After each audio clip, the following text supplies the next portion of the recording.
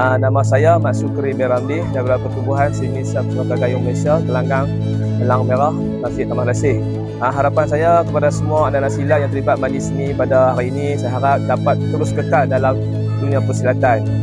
Dan yang mana gelanggang-gelanggang yang terlibat pada pagi ini adalah daripada 5 gelanggang yang terlibat. Peserta hampir 120 orang termasuk majlis seni. Mandi tapak ni dia akan diajar cara permainan tapak. Dalam gayung ni kalau permainan tapak ni dia hanya bermain orang kata tangan kosong. Tempur tangan kosong, tempur combat jarak dekat dengan patah mematah. Kalau dia nak mandi seni ni dia untuk kita bermain senjata. Belajarlah gayung sampai ke mati pun boleh. Ilmu gayung ni luas.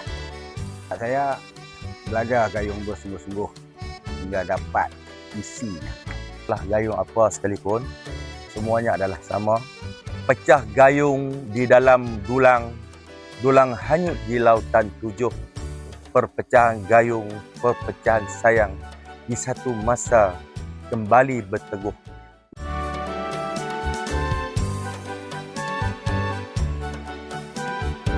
Ini apa yang saya mengharapkan ialah untuk semua anak-anak yang berada di sini, yang ada di luar pada gelanggang, untuk masuk pertubuhan silat mana-mana pun sekalipun, untuk kita membangkitkan semula warisan kita yang telah pun terkubur lama. Dan kami pun ucapkan terima kasih yang mana dapat memberi kerjasama bantu untuk urus budak-budak.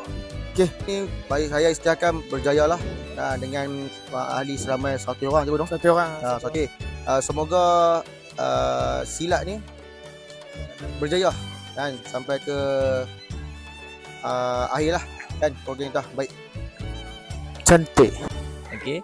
Mandi tapak dan mandi seni yang dianjurkan oleh gelanggang Taman Selasih dari gelanggang saya, iaitu gelanggang Gulim High Tech. InsyaAllah selepas ini kita akan hantar lebih ramai lagi peserta untuk bersama-sama dalam program yang pada saya adalah yang sepatutnya semua anak silat kena sertai lah. Saya wakil daripada Gelanggang Naga Mas mengucapkan ribuan terima kasih kepada penganjur dan Gelanggang Elang Merah. Dapat saya pada masa akan datang mungkin kita akan bersama-sama lagi untuk menganjurkan program seperti inilah.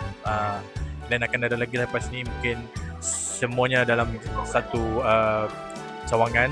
Mungkin selepas ini akan bersama macam mana sekarang lah.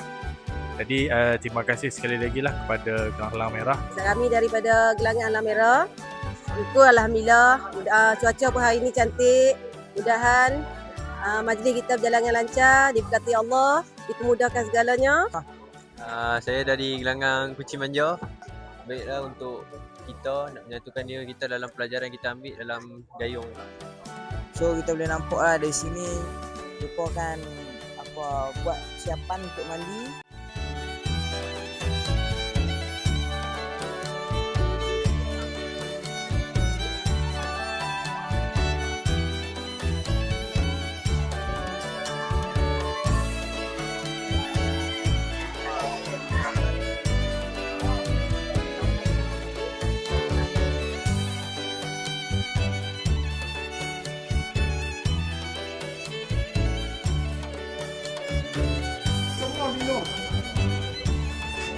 Dia akan bagi cawan, dia akan puas semua minum air.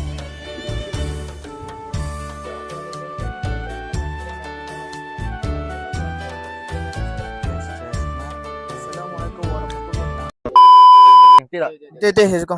Ada apa cikgu?